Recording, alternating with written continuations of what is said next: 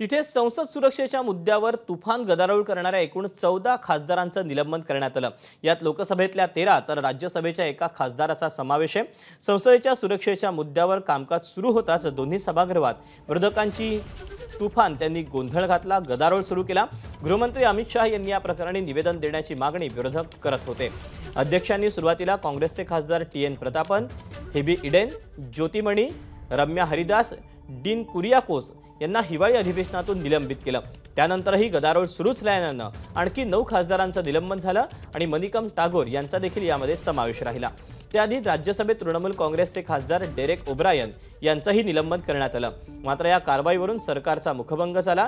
डीएमके खासदार पार्थिबन हे अनुपस्थित असतानाही त्यांचं निलंबन करण्यात आलं।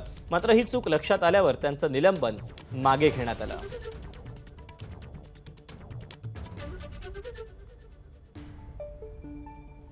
Total 13 MPs have been suspended, and one MP who was not here, that she is also suspended.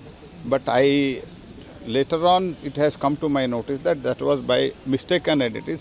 Some other member was there in the well and with a placard. मध्य प्रदेशचे माजी मुख्यमंत्री शिवराज सिंग चौहान यांनी स्वतःचा एक व्हिडिओ ट्विट केला। यात शिवराज सिंग हे स्वतः ट्रॅक्टर चालवत आहेत। यात त्यांनी आई समान शेतजमिनीला नमन करणारे शब्दही लिहिलेत। मात्र हा केवळ एक व्हिडिओ नसून राजकीय संदेश आहे की काय अशी चर्चा आता सुरू झाली। शिवराज सिंग आपल्या नव्या भूमिकेसाठी नांगरणी करतायत का? त्यांना केंद्रात कृषी मंत्रीपद मिळणार आहे का? अशा अनेक चर्चा सध्या सोशल मीडियावर सुरू झाल्या आहेत।